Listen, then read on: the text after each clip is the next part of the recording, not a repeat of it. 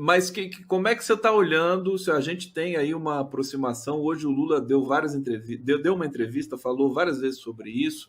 Como é que o Zé Dirceu, que é uma figura, enfim, chave em todas as eleições do PT, sobretudo na vitoriosa de 2002, está vendo esse momento das eleições do Brasil?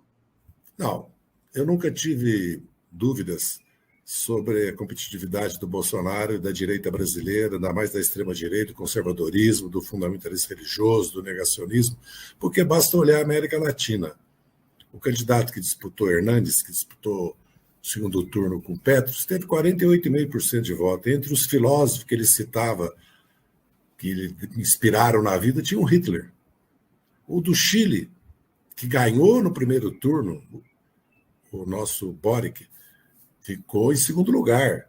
Virou com uma frente ampla democrática e derrotou o candidato que fez 44,5%. E o Macri, há 3 anos atrás, no seu pior momento, mas no pior momento a gente estava falido, ele estava escorraçado das ruas, sem prestígio, fez 44%. Então, no Brasil, nós já elegemos o Jânio Quadros, já elegemos o Collor e já elegemos o Bolsonaro. E consolidou-se, não só pela questão religiosa, neopentecostal, mas também pelo conservadorismo, pelo liberalismo econômico, e também que o Bolsonaro usou, qualquer outro candidato teria sido impugnado pela Justiça Eleitoral se fizesse o que o Bolsonaro fez. É que no Brasil existe essa sombra do Partido Militar, que, aliás, é o único país do mundo onde os militares podem opinar sobre urnas e sobre processo eleitoral. Imagina isso na Alemanha, na França, na Inglaterra, mesmo aqui na Argentina, no Chile, no Uruguai, pode sair para a reserva e criar partidos. Isso não quer dizer que as Forças Armadas não sejam uma instituição que não tenha que discutir, debater, até para discutir a estratégia de defesa nacional. Nós temos que discutir a estratégia de desenvolvimento econômico e social, as instituições de um país. Aliás, Goberi Costa Silva, de quem eu li na juventude quase toda a obra, dizia que o poder civil é a síntese de todos os poderes, portanto, o poder militar se submete ao poder civil. E no Brasil nós temos essa deformação desde 2016. Tínhamos nos 24 anos de ditadura, aliás, vivemos na República até a Constituição de 88, com as Forças Armadas sendo uma instituição política e com profundas divisões ideológicas.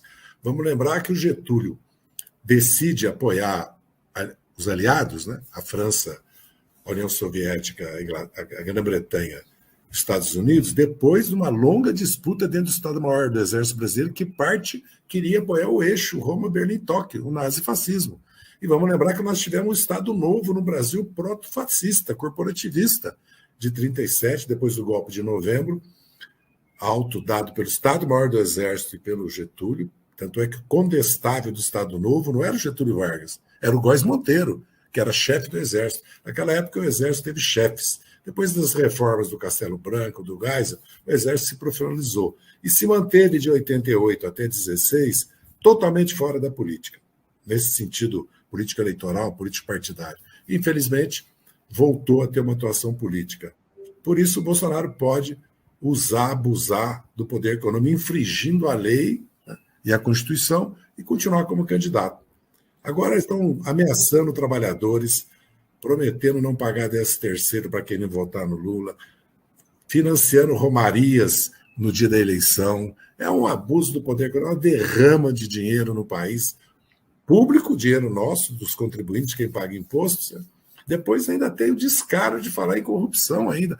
O dia que destapar a Codevasp, nós vamos ver o que é corrupção nesse país. Aliás, isso já foi dito por setores do próprio governo Bolsonaro da área técnica e econômica. Querem distância da Codevasp, que é onde está grande parte do orçamento secreto das emendas parlamentares, além da área da saúde e da educação. Uma enxurrada de recurso que foi jogada na reeleição aí do Bolsonaro, Auxílio Brasil, baixar o preço da gasolina, quer dizer, é um conjunto inédito, né, na história brasileira. Vamos aceitar tudo isso numa boa? O Brasil não, é assim? Como é que nós temos entrado com medidas jurídicas, medidas legais, para impedir, porque é uma coisa que o parlamento aprovou. Aliás, o Bolsonaro, ele não decidiu nada, não deu nada para o povo brasileiro. Ele era contra a vacina, disse que virava jacaré, fez aquela ironia trágica, imitando alguém que estava sentindo falta de ar e deixou o povo do Amazonas sem oxigênio. Ele não deu vacina para ninguém. Foi o Dória, a bem da verdade, o governo de São Paulo, que batalhou e conseguiu. Que eu lembro da entrevista do Bolsonaro dizendo: já mandei anular o contrato com a Coronavac, já mandei cancelar. Quer dizer, se ele pudesse, ele teria impedido São Paulo, o governador João Dória, que tem que fazer justiça a ele, prestou esse grande serviço ao Brasil, à nação brasileira, certo? Trazer a vacina. Depois, ele fez tudo para não ter isolamento social, fez tudo para não ter lockdown quando era necessário. Não queria dar R$600, coisa nenhuma. Foi o parlamento que deu. Suspendeu um absurdo que provocou recessão no Brasil, criou as condições, infelizmente, para o juros subir de 12% a 13,75%, que significa gastar R$500 bilhão de juros da dívida pública. Se ele tivesse gasto mal de falar, se tivesse investido R$500 bilhão, financiado a economia e dado auxílio durante o ano de 2021, nós não teríamos tido esse baixo crescimento e nem essa inflação alta, que ela é parte importada, mas ela é parte por causa do juro alto. Lógico que o país enfrentou a pandemia, enfrenta agora a guerra entre a Rússia e a Ucrânia, enfrentou, em certo sentido, uma crise climática, mas isso nada justifica, certo? O Bolsonaro vir propagar que ele é o pai do Auxílio Brasil, ele é o pai do emergencial, ele é o pai das medidas que foram tomadas pelo Congresso Nacional, porque a equipe econômica e ele não tomaram nenhuma iniciativa, como o BEM, como o Pronamp, para apoiar, dar capital de giro para micro e pequena empresa. O país, na verdade, vive as consequências do desgoverno do Bolsonaro com relação à pandemia. Quando ele fala que a inflação caiu, que está voltando ao emprego da pandemia, e a inflação caiu, mas não para a população que depende da cesta básica, que ganha até 2 salários mínimos, é só olhar. E quando ele reduz os impostos para reduzir o preço da gasolina, não do diesel tanto, muito menos do gás de cozinha, na verdade ele tira a arrecadação dos estados e municípios, tira dinheiro da saúde e da educação. Então, tem muito aí de que não foi iniciativa dele e de muita demagogia também, porque não foi ele que fez. Foi a pressão nossa nas ruas, por fora Bolsonaro, a pressão da frente ampla pelo impeachment, que só não saiu, porque no fundo ele fez um acordo com o PMDB, PSDB, DEM, com o Supremo, para ficar dentro da Constituição, e depois rompeu esse acordo. Voltou. Agora ele falou que não falou, que vai aumentar o número de ministros do Supremo, vai caçar 2 ministros, vai propor o Senado que caça 2 ministros, que não falou que houve fraude em 18 e que as urnas não são seguras. É uma violência contra as instituições aberta, mas não creio que vencerá as eleições. Nunca se pode dizer que é impossível o Lula perder, ele ganhar, ou o Lula ganhar, ele perder, mas é improvável, a tendência não é essa, que ele vença essas eleições. O mais provável é que o Lula vença, até porque nós vamos crescer no Nordeste, ele não tem... O Bolsonaro já pôs 20 pontos, aliás, o Aécio também, em São Paulo. O Aécio pôs 8 milhões de votos na frente da Dilma. Hoje o Bolsonaro tem 1,5 milhão, 2 milhões de votos na frente. No Sudeste, 7% no Sudeste, 66 milhões de eleitores, 20% de abstenção, tira 13 milhões, né? Fica 53, pôs 6 ou 7% sobre 5, dá 3 milhões e meio de votos. Nós no Nordeste temos 12,5 na frente. Nós vamos melhorar no Norte, por causa do Pará e do Amazonas. Nós vamos melhorar no Centro-Oeste, por causa do Mato Grosso do Sul. Nós vamos melhorar no Sul, por causa do Rio Grande do Sul e do próprio Santa Catarina, nós temos um palanque. Vamos lembrar que os governadores do Pará, do Maranhão, onde nós elegemos governadores, ou reelegemos, Piauí, Rio Grande do Norte e Ceará, então, tem apoio agora de candidatos e senadores que não tinham no primeiro turno, como, por exemplo, o Tasso Gereissati, o Cid Gomes, o Ivo Gomes e agora o governador Isolda estão empenhados na campanha do Lula agora com o governador e o senador Camilo eleitos, governador humano. Vamos lembrar que no Rio Grande do Norte a Fátima Bezerra está eleita. Certo? Vamos lembrar que no Piauí nós temos o senador Hélio e o governador Raul Fonteles, que no Maranhão temos o senador Flávio Dino, a Luziane Gama agora fazendo campanha, e o governador Carlos Brandão. Temos o Helder e o Beto Faro, que foi eleito senador. Não é só o Bolsonaro que tem o Mourão, ou o Pontes aqui em São Paulo, certo? Ou o Romário no Rio de Janeiro. Você falou Bahia? Tem a Bahia também. Aí, não, e tem mais a Bahia, que nós vamos aumentar o Lula e vamos ganhar bem o Jerônimo. Ainda tem palanque nosso em Santa Catarina, palanque na Paraíba, palanque no Alagoas, palanque em Sergipe, palanque em Pernambuco, que Paulo Dantas no Alagoas, a Marília Reis em Pernambuco, o João Azevedo na Paraíba e o Rogério Corrêa em Sergipe estão fazendo campanha para o Lula. E muitos deputados federais estaduais, muitos prefeitos aderiram, mesmo Minas Gerais, certo? Não é verdade que o Zema vai tirar os 600 mil votos de diferença, porque é como se nós não existíssemos, que o Rodrigo Pacheco não estivesse apoiando, que o Alexandre Silveira, né? E que nós não tivéssemos o prefeito da capital, o vice-governador apoiando. Entendeu? Então, nós temos no Rio que deu um problema. Nós temos o Eduardo Paes totalmente empenhado e temos a Baixada Fluminense virada agora. Há muitos deputados, prefeitos apoiando o Lula. E nós estamos concentrando a Baixada, região oeste do Rio e na Baixada Fluminense. Então, a campanha... vamos lembrar que o Eduardo Leite não está apoiando e está virando em cima do Onyx. Aliás, candidato igual ao Onyx eu nunca vi na minha vida, né? Que fala as barbaridades que ele fala, que se comporta daquela maneira, aquela arrogância. Candidato arrogante perde a eleição. Um dos elementos que levou o Rodrigo Garcia, atual governador de São Paulo, a perder a eleição foi a arrogância dele. Já ganhei, já derrotei o PT, já estou no segundo turno. Ficou com 15% de voto, porque grande parte do eleitorado dele foi para o Tarcísio. Por isso que o Tarcísio fez aquela votação. Mas nós estamos no páreo, o Haddad está no páreo, está fazendo uma bela campanha, basta ver as entrevistas dele. Como o Tarcísio não vai aos debates, certo? Que é um direito dele, mas o Haddad tem as entrevistas. Foi no Roda Viva agora. E estamos fazendo campanha em São Paulo para virar essa eleição e para que diminua a diferença ao máximo para o Lula, de preferência empatar em São Paulo. Porque a eleição vai ser disputadíssima, mas a tendência é o Lula ser eleito. Por quê? Porque tem a militância também. Olha os comícios que o Lula tem feito. Porto Alegre, nós vamos citar agora o último, ou mesmo a ida dele no Complexo do Alemão, no Rio de Janeiro, os comícios que ele tem feito na Baixada da Fluminense, certo? E mesmo os comícios no Nordeste. O Lula passou pelos estados do Nordeste com manifestações gigantescas. Entendeu? Então há uma força da militância e nós temos a televisão, o debate. Vamos ter debate na Globo, dia 28, se não me engano. E temos agora, porque ele cometeu ilegalidade, sempre foi assim nas eleições. Nós cansamos de perder o horário, todos os candidatos perderam, ganharam o direito de resposta há muitos anos. Não tem nada a ver que é para privilegiar o Lula, que é o TSE, não. É a lei. Ele perdeu e perdeu feio. Isso vai pesar.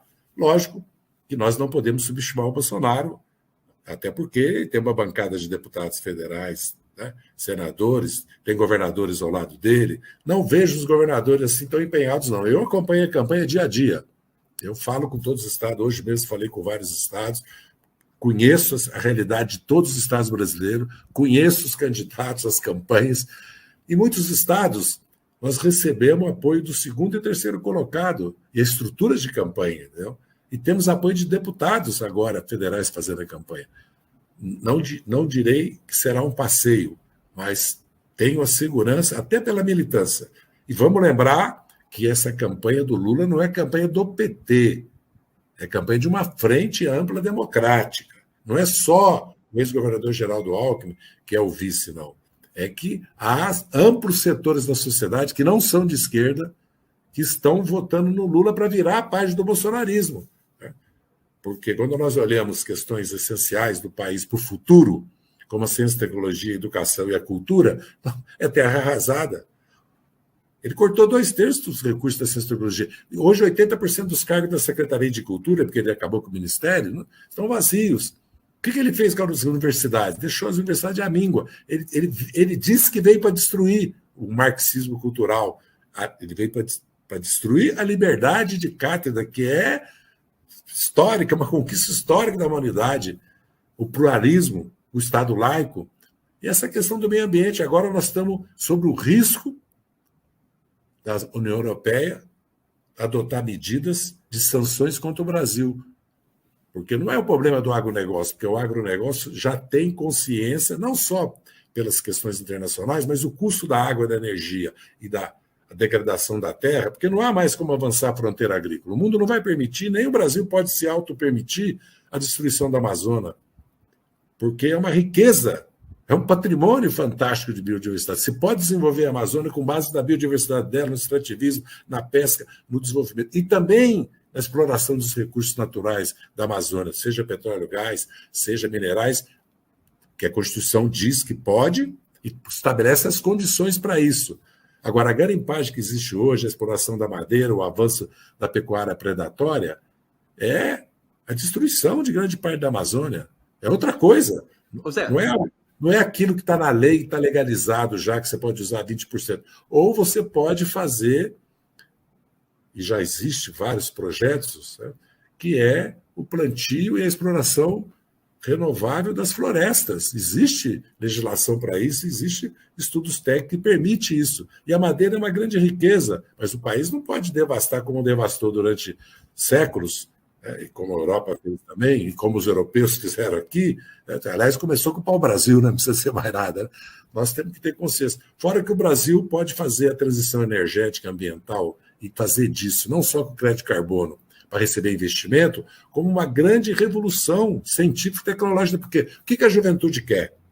A juventude quer emprego, mas para isso ela precisa ter escolas técnicas profissionais, polos tecnológicos. Ela precisa ter... O que a classe média quer? Viver melhor. Para isso ela precisa ter segurança que ela não precisa pagar plano de saúde, que o SUS vai crescer e vai melhorar muito. O que ela quer? Educação integral para os seus filhos, para não ficarem na rua com cultura, com artes, com esporte. O que ela quer? Ela quer ter crédito para empreender, para se desenvolver, para desenvolver novas tecnologias. O que ela quer? Um padrão de vida que ela possa comprar uma casa para ela, um apartamento, com juros compatíveis. Não esses juros que tem no Brasil. Mas o que ela quer? Ela quer a possibilidade de ter lazer, ter acesso à cultura. A cultura pública. Por que a cultura é tão importante em muitos países? Porque ela é subsidiada ou pela iniciativa privada ou pelo Estado. E a sociedade pode... Eu fui ao México, fiquei impressionado com o número de bibliotecas, de livrarias e de museus e de parques abertos com esculturas maravilhosas. Em Guadalajara, uma cidade de 1,5 milhão de habitantes, que tem uma universidade fantástica, com 150 mil alunos, num alto desenvolvimento tecnológico da região. Então, o Brasil, que é o quinto país do mundo em território, sexta população, uma das 10 maiores economias, um país que tem uma base industrial, tem soberania de alimentos, energética, é um país que tem capacidade tecnológica. Por que não cresce? Pode crescer. Nós vamos fazer ele voltar a crescer. É isso que eu acredito, é isso que o Lula tem dito ao país. Aliás, disse agora, quando ele foi assistir, eu não tenho assistido muito, porque eu estou viajando, ou eu estou telefonando, ou eu estou articulando, mas quando eu posso, eu assisto, como assisti o meu Corinthians 2 vezes. Eu assisti o Lula no Flow, né? Ele deu claras diretrizes com relação a essas questões, né? Muito claro, meio ambiente, ciência e tecnologia, a educação, o imposto de renda. É um absurdo pagar imposto de renda no Brasil, quem ganha até R$4.000, e depois, a partir de 6, é a mesma alíquota. Então, o cara que ganha 60 mil, 600 mil, 6 milhões, 60 milhões, 600 milhões, paga 27,5 como eu. Zé, deixa eu só falar um pouquinho aqui, porque senão você vai dar conta. Porque eu preciso trazer outros temas aqui para você. É muito preciosa a sua presença aqui. Até vou dizer o seguinte, viu, Zé? Depois do Lula, acho que você é o petista mais amado do Brasil, viu? Pelas mensagens que eu recebo aqui. Você não é? Não? Você sabe disso? Olha só. Ilse Moraes, salve Zé Dirceu. Marta Valéria, grande Zé Dirceu. Roseli Feres, cadê Zé Dirceu? Sandra Maria, te amo, Zé. Dora Simões, grande Zé Dirceu. Ana Pimenta, adoro ouvir Zé Dirceu, bom de papo, é bom mesmo, tá? A gente tá vendo aqui. Célia Soares, Dirceu, amo, toda reverência e respeito ao nobre companheiro. Você sabe que eu te convidei para vir aqui hoje, quase que num regime de emergência, porque o pessoal pediu, estão querendo te ouvir, porque a situação ficou meio aguda. Olha, você sabe para onde a gente está sendo transmitido, meu querido Zé?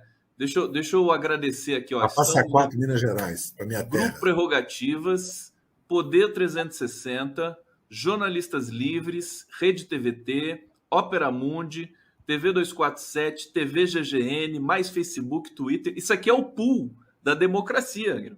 Eu Obrigado. consigo. Você vê que beleza? Tudo isso aqui para você. Agora vamos lá. Tudo isso que você falou com relação à questão das eleições, dessa força, eu confesso que fico até mais tranquilo com tudo que você está dizendo e por isso que a gente precisa te ouvir também. Mas a campanha do PT tem falado. E mesmo assim, né, o que o Bolsonaro fez na pandemia, de não deixar esquecer da corrupção, do orçamento secreto, enfim, do pintou um clima, todas as atrocidades que ele fala, mesmo assim ele se mostra forte. Ele ainda cresce em alguns setores, né, para a gente ver estratificação, Datafolha e tudo mais. Por que você acha que isso está acontecendo? O Bolsonaro é um bicho diferente, né, Zé? Não é a mesma coisa de enfrentar um candidato, sei lá, como foi o Serra, como foi o próprio Alckmin, né? É um desafio estranho. O que você diria para a gente? Porque nós estamos vivendo uma mudança de época, e toda mudança de época produz grandes terremotos, não só políticos, sociais, mas também psicológicos, culturais. Há um choque. Quando você vê a Meloni ganhar de direito, né, o governo da Itália, e a Le Pen ter 43,5% de voto no segundo turno, e o crescimento da direita, e o Trump, e essas votações que eu citei aqui de 3 países, né, mais do Chile e da Colômbia, porque o Macri não pode se dizer que ele seja como o Bolsonaro, até porque esses presidentes não entraram muito na história do bolsonarismo, né? Aliás, até Le Pen uma vez deu um chega para lá para ele, a própria direita italiana também. Bolsonaro não é um pouco visto assim mesmo, é mal visto no mundo em geral. Né? Acho que há um choque, porque o mundo está mudando, do ponto de vista geopolítico. Né? Há um conflito, claro, os Estados Unidos, ao ter que enfrentar desenvolvimento científico, tecnológico, econômico, social, porque os chineses estão pondo 800 milhões de chineses como classe média, entendeu? Em 30 anos. Desenvolvimento tecnológico da China, maior ou igual dos Estados Unidos. Né? E a potência que a China virou, ainda e os Estados Unidos em crise de liderança, em crise social, em crise econômica, é um país dividido, né? E a Turquia, o Irã, a Índia, a Rússia, a Nigéria, a Indonésia, o mundo geopolítico está mudando. E há um choque também, certo? Com a estruturação das classes trabalhadoras, por causa da globalização, das mudanças das cadeias produtivas para a Ásia, com automação, robotização, inteligência artificial, com a quebra do estado de bem-estar social, há uma imensa... né, parte da classe trabalhadora que ficou órfã de renda, órfã de futuro, de perspectiva, e a extrema-direita capturou. E o pensamento confluiu no Brasil, o pensamento conservador, com o pensamento religioso neopentecostal. Isso aumentou muito a base do Bolsonaro, que seria normalmente de 12... Aliás, ele nunca foi religioso, aliás, sempre foi católico. Né? E ele, na verdade, o Bolsonaro, na verdade, foi batizado na Igreja Católica, depois não que ele não possa fazê-lo, pode converter à religião evangélica, mas nunca foi característica do Bolsonaro a agenda religiosa, nem a agenda da família. Certo? Bolsonaro sempre se caracterizou pelo corporativismo, pela defesa dos salários e pelo corporativismo militar, e pelo apoio à ditadura militar, certo? Pelo machismo, pela homofobia, né? E pela violência, porque ele sempre foi violento, inclusive no modo de se expressar. Mas ele trouxe, na verdade, para a vida brasileira o obscurantismo, o negacionismo e o fundamentalismo religioso, que é uma tragédia. Só olhar para a história, não há guerra pior que a guerra religiosa. Né?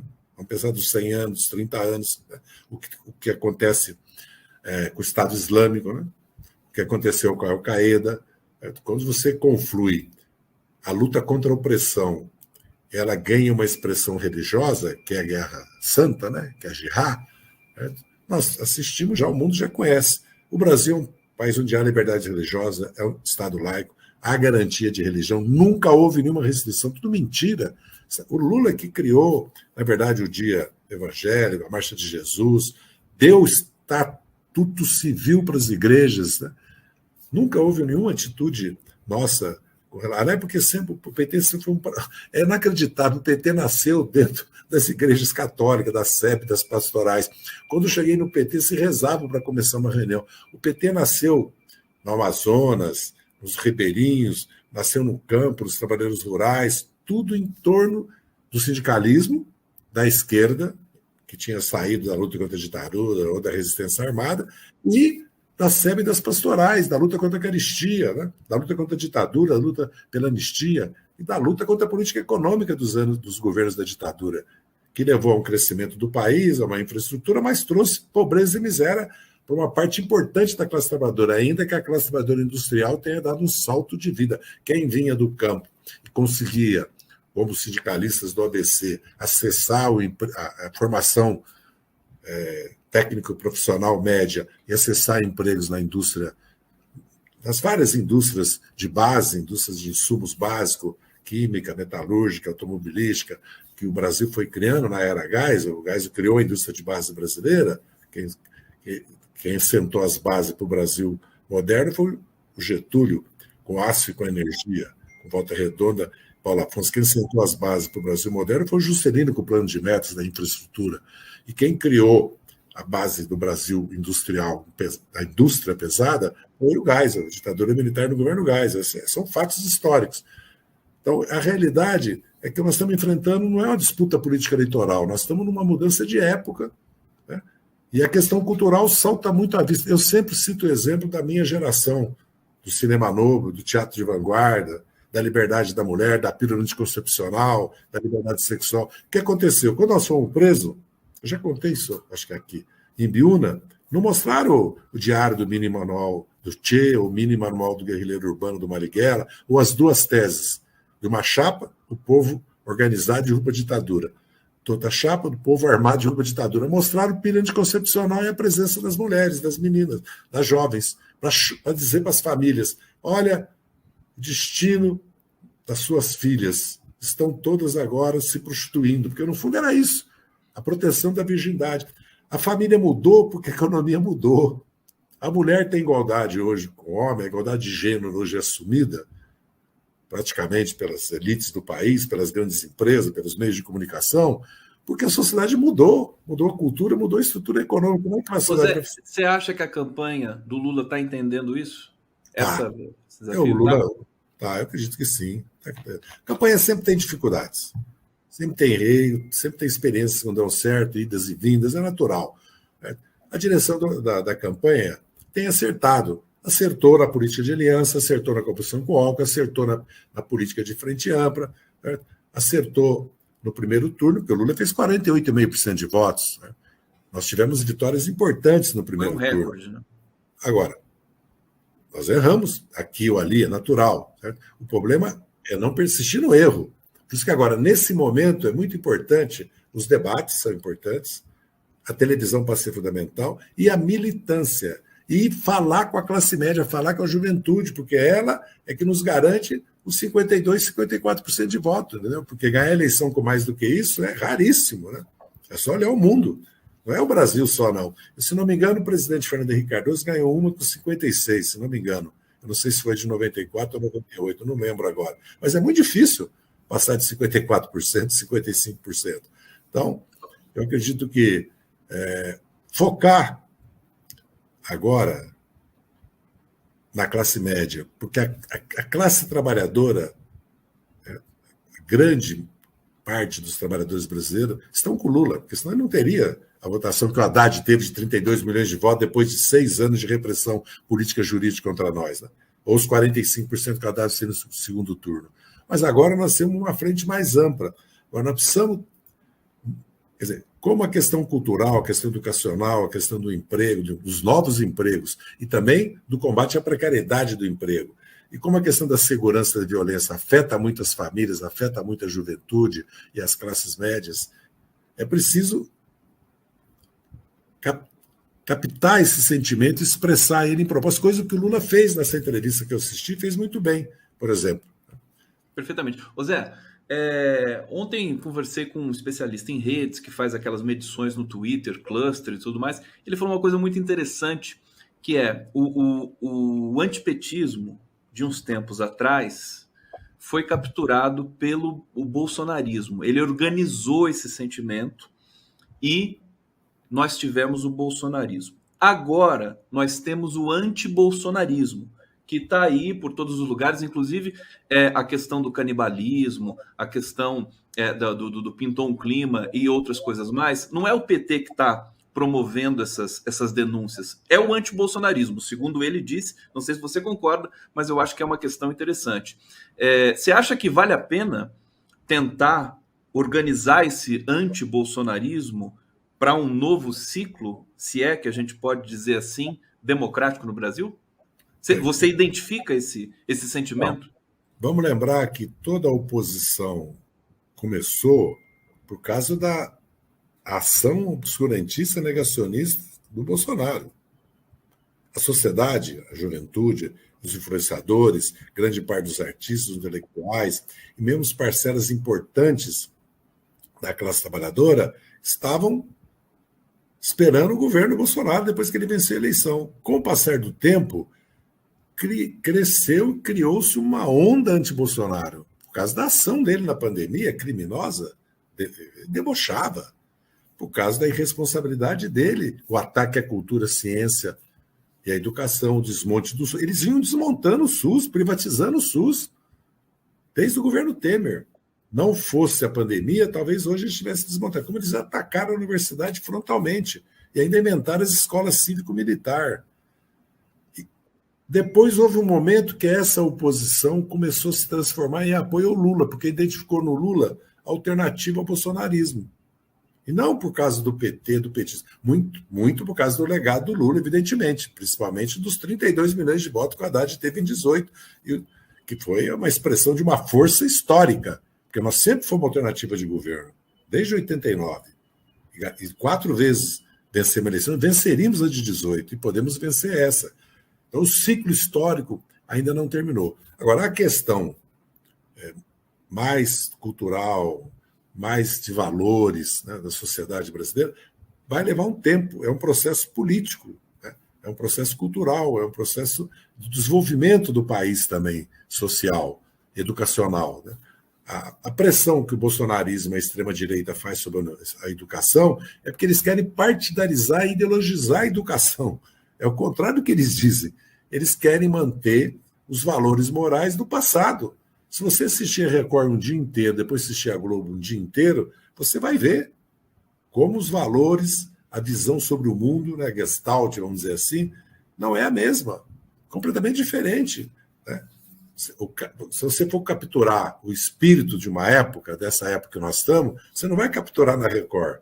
A Record representa, você captura ali o espírito de uma outra época, que é legítima, eles têm o direito de fazê-lo, nós não devemos julgar ninguém porque é evangélico ou é neopentecostal. Nós não podemos concordar que eles queiram proibir as outras religiões e impor via Estado a sua religião, porque nós nunca impusemos. No Brasil existe liberdade religiosa de educação, existem universidades católicas, universidades presbiterianas. No Brasil não existe nenhuma censura, nenhuma condicionante para você fundar uma escola. Agora, a educação pública, laica, estatal, é definida pelo parlamento, menos a militar, que está fora, que é também uma exceção no Brasil. A justiça militar, a inteligência militar, a educação militar. Mas é como está na lei e na Constituição, nós temos que aceitar. Se o país um dia mudar, como outras questões que o Lula falou muito bem, quer discutir questões como aborto, né, tem que discutir no parlamento ou em plebiscito. Né, ou a justiça, com base na Constituição, adota medidas como já adotou, né, porque a Constituição garante direitos, então não pode haver nenhuma medida repressiva ou caracterizar como ilícito alguém que se diz que é homossexual, ou alguém que diz, certo, que não aceita essa ou aquela religião. É um direito que cada um tem. Você não pode... Agora, nós temos que ter consciência do nível cultural, do nível religioso. O Brasil é uma nação cristã, ela foi fundada assim, ela é cristã. Nós todos recebemos. Eu recebi educação cristã apostólica romana, fui batizado, fiz primeira comunhão, fui crismado, estudei o catecismo, quer dizer, estudei o Novo Testamento, o Velho, estudei agora nos anos que eu tive preso. E você precisa lembrar que todos nós estudamos muito. Eu estudei em colégio de padres franceses, felizmente estudei em colégio de padres franceses, porque eu adquiri uma cultura que é um padre irlandês, outro era argentino, outro era canadense, outro era espanhol, muitos italianos, muitos franceses. Imagina a cultura, 3 anos, gratuito ainda. Pagava uma mensalidade, uma taxa lá, que hoje seria para matricular R$200, não lembro quanto era. Meu pai tinha 4 filhos naquele momento, depois mais 2 filhas. Jamais poderia pagar um ensino ginasial, como falava, que é hoje ensino médio, como eu tive. Depois tive também a satisfação de estudar no Colégio Paulistano dos Irmãos Pasquale. Daí depois me formei na PUC de São Paulo. Então, nós fomos... Essa história, então, que nós somos contra a religião, que nós vamos fechar a igreja, isso aí tudo bem, a mentira está aí e a justiça agora tem instrumentos, inclusive, para impedir a sua administração. Deixa eu até aproveitar, você falou na justiça, te perguntar, o que você está achando da atuação do TSE, do Alexandre de Moraes? São ações assim, num volume jamais visto. O PT acabou de ganhar 184 inserções, o que é uma enormidade. Não sei se isso pode ter o efeito também que, né, positivo para a campanha do Lula, você pode comentar isso também. Mas o que você está achando? Não é muita judicialização para uma campanha só? Mas é porque se comete ilegalidades. Você tem uma legislação. O Congresso aprovou uma legislação de proteção de dados, existe uma legislação. As fake news, certo? O Bolsonaro defende que não haja nenhum limite para as fake news. Como ele defende que não haja limite nenhum, você pode atentar contra as instituições, está dentro da liberdade. Quer dizer, o conceito de liberdade que ele tem é pré-civilizatório, pré-democrático, porque o homem é o lobo do homem. Quer dizer, por isso que ele prega armar todo mundo. Eu quero perguntar, quando eles falam assim, vamos armar, imagina se nós pregássemos que os sindicatos podiam se armar, entendeu? Se nós pregássemos que os partidos podiam se armar, porque o que ele está dizendo é o seguinte, que os bolsonaristas podem se armar. Aí criou clube de caça, clube de tiro, colecionadores, e isso aí abriu o país para o contrabando legalizado de armas. Todo momento está aparecendo a prova disso. Então, a lei existe para ser respeitada. Quem estabelece a lei é o Congresso. O Supremo não estabelece lei nenhuma. O Supremo aplica a lei, julga quando é demandado, ou quando se viola a lei e se diz quem tem iniciativa é o Ministério Público. Então não está se fazendo nenhuma legal. Agora, existe uma discussão que nós precisamos fazer no Congresso Nacional da Sociedade sobre os limites, né? Que já houve essa discussão, para não podermos chegar na censura, para evitar qualquer tipo de censura, que nós somos totalmente contrários. Aliás, nós crescemos lutando contra a censura, nós crescemos lutando pela democracia, pela liberdade de greve, de organização, nós crescemos pelo direito de votar, era proibido no Brasil, nós crescemos lutando pelo direito de organização partidária, sindical, nós crescemos lutando pelo estado de bem-estar social que o Brasil tem hoje, a educação pública gratuita, o SUS, que o Brasil tem hoje, certo? Nós temos benefício de prestação continuada para os idosos, nós temos as pessoas com necessidade especial, nós temos renda mínima universal, nós temos seguro-desemprego, nós temos a legislação de 13º salário, licença maternidade, nós temos a legislação que garante a igualdade da mulher,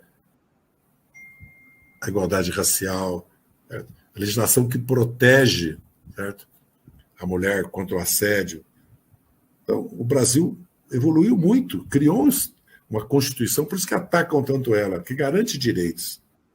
Quando o Lula diz que nós não podemos aceitar o teto de gastos, porque ele diz assim, mas há um teto ou um piso que evite a fome e o desemprego, que garanta a saúde e a educação para os brasileiros, porque só pode ter teto de gastos e não tem um teto para as questões. E ele tem insistido muito, investir na educação não é gasto. Se o Brasil não fizer uma revolução científico-tecnológica nos próximos 10 anos, nós vamos ficar atrás do mundo. Porque uma coisa é a Nova Zelândia e a Austrália sobreviver com minérios, que é uma riqueza, mas taxando o minério, sobreviver com o agronegócio e a pecuária, mas taxando, e com o desenvolvimento tecnológico e o turismo. Mas tem 10 milhões e 20 milhões de habitantes, 25. O Brasil tem 220. Depois do seguinte, o Brasil tem riqueza.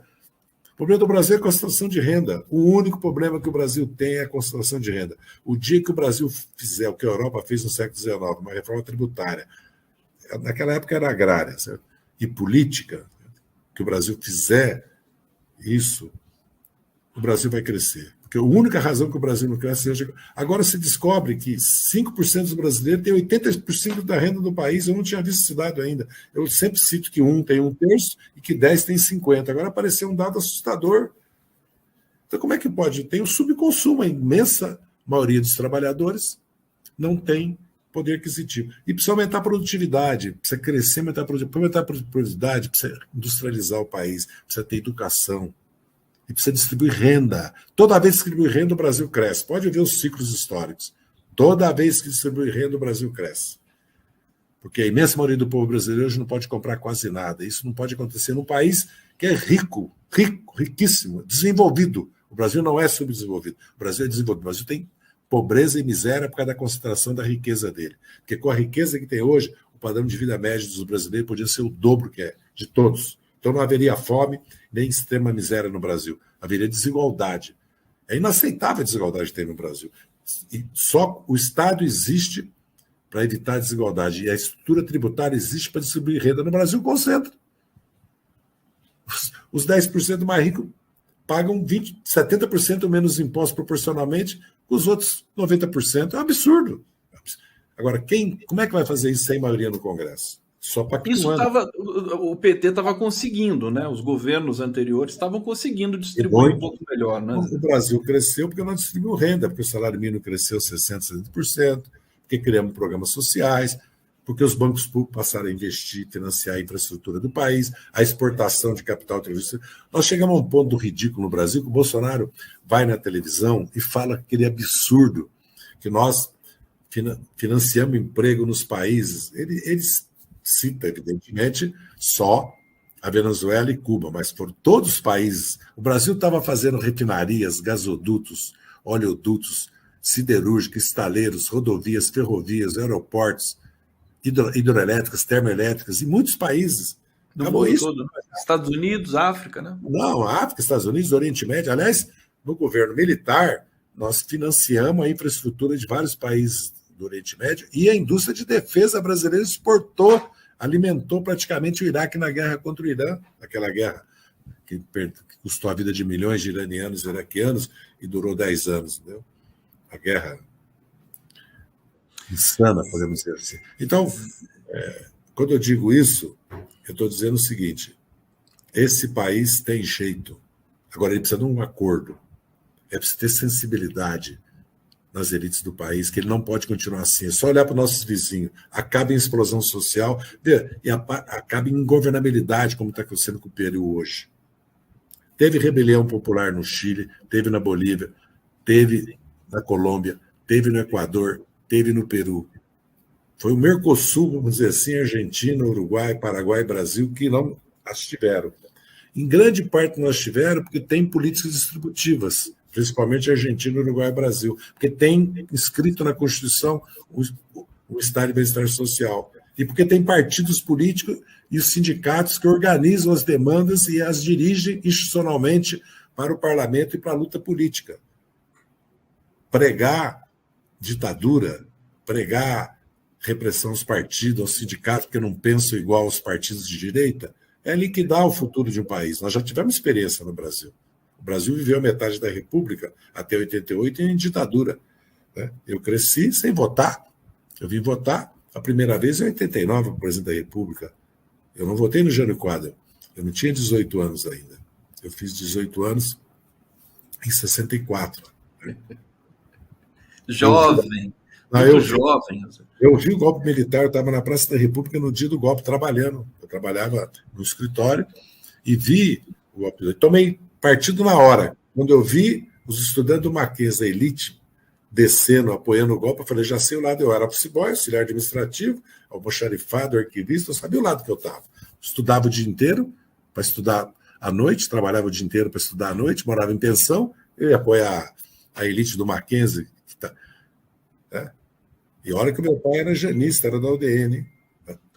Mas Zé, deixa eu aproveitar. Eu dos sócios do meu pai ser do PTB e getulista, então eu vivi as duas realidades, do Brigadeiro Eduardo Gomes e do Getúlio Vargas, né, dentro da minha casa. O golpe 64, sim, para quem não viveu, foi uma coisa assim meio... como é que você poderia definir? Estava todo mundo esperando isso? Teve uma tensão antes? Como é que foi? Teve, porque o Jango propôs as reformas de base e a reação... Não, primeiro eles deram golpe em 61, deram golpe em 55, tentaram dar em 50. Então já vinha toda uma luta da UDN, dos jornais conservadores, como o Estado de São Paulo, depois o Globo, pregando, tem a famosa frase, se não me engano, do Lacerda, certo?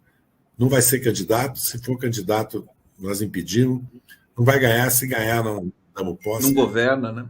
Nós não governamos, se governar, nós derrubamos. Então, eles tentaram dar golpe sempre, impedir o crescimento do nacionalismo, do desenvolvimentismo no Brasil, principalmente impedir que as classes trabalhadoras tornassem cidadãs e que a democracia se instaurasse no Brasil. O Lula lembrou, a mulher votou a primeira vez em 46, porque em 34 ela ganhou o direito, mas o marido tinha que autorizar. Era piada. O analfabeto em 88. No Brasil teve voto censitário até a República, e depois o voto era uma farsa, por isso que os tenentes se levantaram, porque nós temos lá do Exército também, que foi progressista, ninguém critica, ninguém ataca os tenentes, porque se levantavam em armas, faziam levantes como o de São Paulo, que custou centenas de vítimas. Teve uma guerra civil em 30 no Brasil, teve outra guerra em 32, teve um levante do Partido Comunista em 35, teve um levante integralista em 37, e depois o Estado Novo. E as tentativas de golpe. Eles triunfaram em 64 contra a reforma tributária, bancária, universitária, urbana, agrária, tudo que o Brasil precisa até hoje, é inacreditável se você olhar. O Jango, na verdade, que não era de esquerda, não era comunista, o Partido Comunista não tinha essa influência no governo, nem nas Forças Armadas. Vamos lembrar que eles expurgaram as Forças Armadas. As Forças Armadas eram pluralistas, democráticas, eles expurgaram em 64. O Jango Goulart propôs reformas que o Brasil precisava. Veio a ditadura, fizeram outros tipos de reforma. Uma modernização autoritária do capitalismo brasileiro de cima para baixo, totalmente integrado com os Estados Unidos. Tanto é que mandaram tropas na República Dominicana para combater uma rebelião popular constitucionalista, que queria dar posse para um presidente eleito. Infelizmente, o Brasil tem essa mancha, essa vergonha na sua história. E quase manda para a Guerra da Coreia também antes. É que houve revolta no país, oposição dos democratas, até dos liberais, dos nacionalistas, da esquerda, dos socialistas, contra enviar tropas para a Coreia. Houve uma luta de rua por causa disso aqui no Brasil.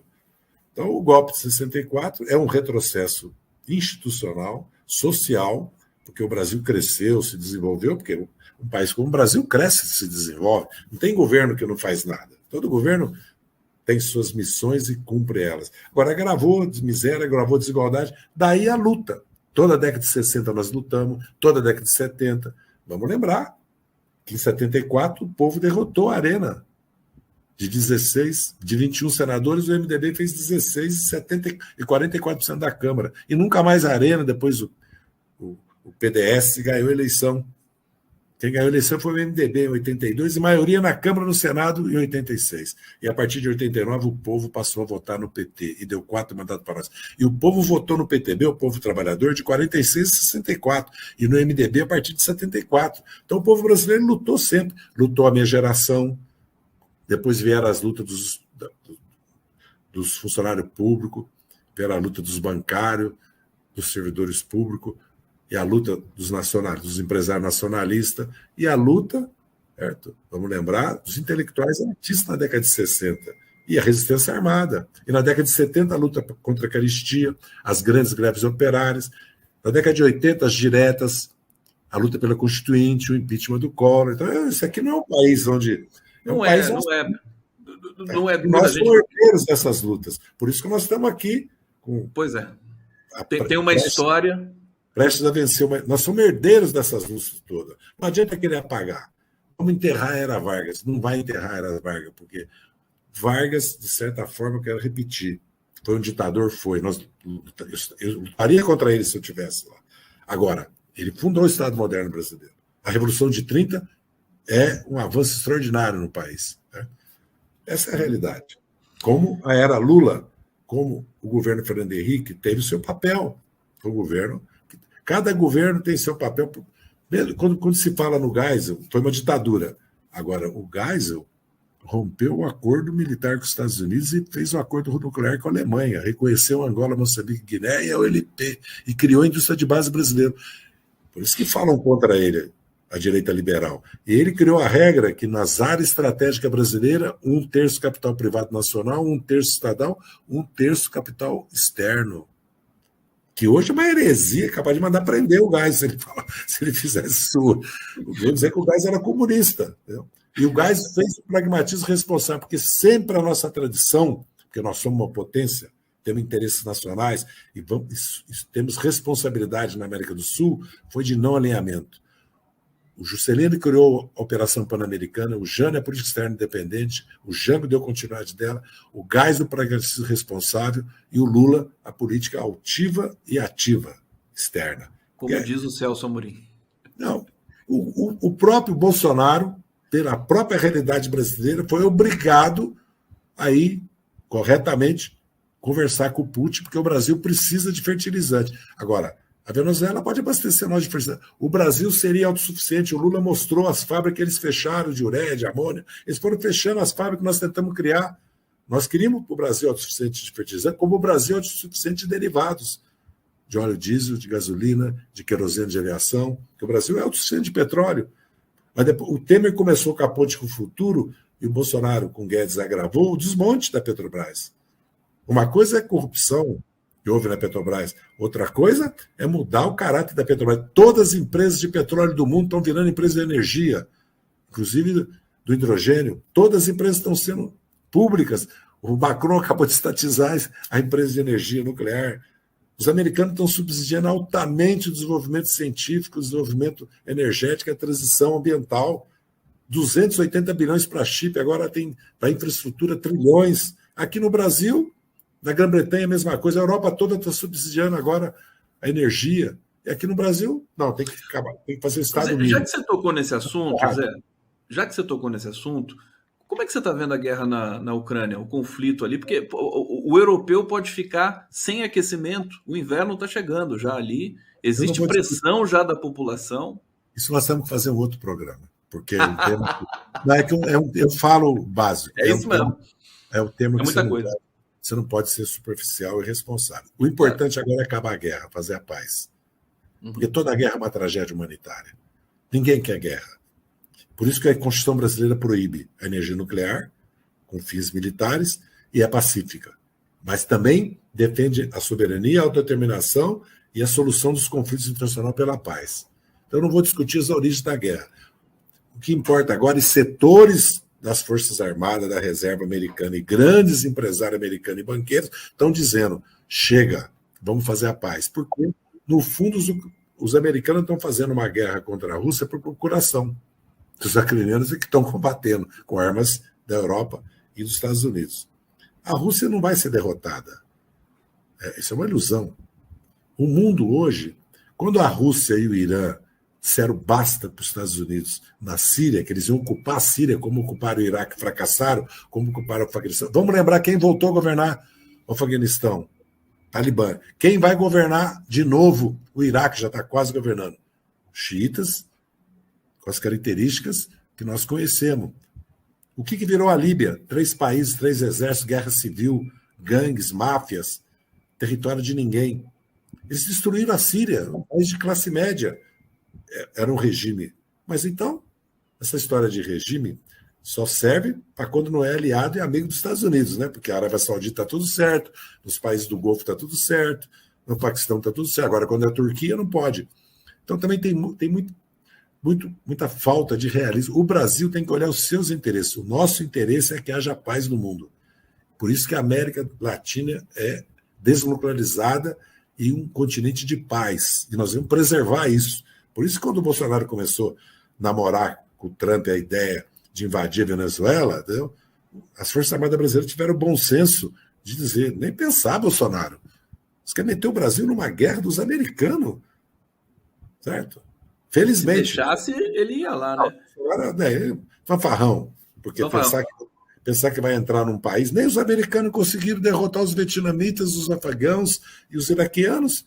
Isso é a guerra não é solução para os problemas internacionais, mas aí precisa ter uma reforma do sistema de governança mundial, uma reforma das Nações Unidas, coisa que o Celso Amorim e o Lula vêm defendendo há muitos anos. Né? E é preciso fortalecer as instituições mundiais, como a que o Bolsonaro queria acabar, a Organização Mundial da Saúde, a Organização Mundial do Comércio, a OMC, a Unesco, a FAO, né? O PNUD, todas as agências da nação, e repensar o mundo, a governança do mundo. Porque não adianta, ninguém vai deter a China, ninguém vai deter a Índia. A Índia vem aí com 1,5 bilhão de habitantes. O alto desenvolvimento científico e tecnológico, com seus problemas assim, imensos internamente. Mas tem a Nigéria com 230 milhões de habitantes, a Indonésia com 200, já passou o Brasil e a Indonésia. São países riquíssimos, como o Brasil, riquezas naturais, e países que vão se industrializar, vão se desenvolver. A África vai estar mudando. Então tem que olhar o mundo, como é que o mundo é. E a Europa em profunda crise. Tanto é que se olhar a Ásia, a África e a América Latina, ninguém entrou na dinâmica que os americanos queriam de aprovar a política dos Estados Unidos e da OTAN com relação ao conflito russo-ucraniano. Todo mundo falou, espera um pouquinho, vamos buscar uma outra solução, não é a guerra a solução. Eu sou amplamente favorável que se faça a paz. Vamos lembrar dos acordos de Minsk, que se tivesse sido cumprido, não tinha acontecido isso. Vamos lembrar que em 2014 os americanos e europeus deram um golpe de Estado na Ucrânia e puseram um governo pró-OTAN e pró-Ocidente na Ucrânia, que tem laços históricos, culturais e religiosos profundos com a Rússia. Tanto é que a segunda língua da Ucrânia era a Rússia. E nos territórios do leste da Ucrânia, a maioria é russa. Então é preciso avaliar tudo isso. Mas é um assunto, como eu disse para você, para uma outra conversa, e eu tenho que parar. Você tem que parar, né, Zé? Aniversário da minha sogrinha, eu prometi para a Simone e para a Maria Antônia que nós vamos sair, até porque amanhã eu vou cedinho para São Paulo e vou viajar. Eu fico te devendo. Depois da eleição. Retoma isso depois. Obrigadíssimo. Eu sei como você tem. Eu quero fazer uma conversa sobre a América Latina, que eu acabei de voltar do Eu ia pedir para você, deixar um recado para a militância que ainda está aflita, que você consegue mobilizar. Você deixou muitos recados aqui já. A eleição se ganha na campanha. Não existe eleição ganha. E nós ganhamos 5, porque é de 18 tiraram de nós. Então nós vamos ganhar essa também. Agora precisamos fazer campanha, precisamos fazer disputa. E precisamos não ser amador nas redes. A rede e política não combinam com amadorismo. Nós estamos na era das redes, da comunicação nas redes. E nós somos capazes e temos competência para fazê-lo. Se não fazemos, é erro político nosso. O mesmo da mobilização. Se tem um partido. Porque o Bolsonaro não está conseguindo fazer comício com 10, 15 mil pessoas. Aquela história que ele ia reunir multidões. Quem reúne multidões somos nós. Porque fizemos uma frente ampla democrática. Não é porque nós somos o PT, não. Nós somos melhor que os outros, não. É porque nós entendemos o momento histórico que estamos vivendo. Que não é uma questão do PT contra o Bolsonaro. É uma questão do Brasil, da soberania do Brasil, do Estado brasileiro, da sobrevivência do Brasil, da soberania da democracia, da civilização, da possibilidade de conviver os contrários e ter conflitos na sociedade. É isso que o Bolsonaro quer acabar. Ele quer impor uma ditadura no Brasil. E ponto final. Por isso é que nós precisamos derrotá-lo. Boa noite. Zé Disseu. Viva Zé Disseu. Obrigado a todos que acompanharam aqui. Ficamos por aqui. Valeu, meu querido.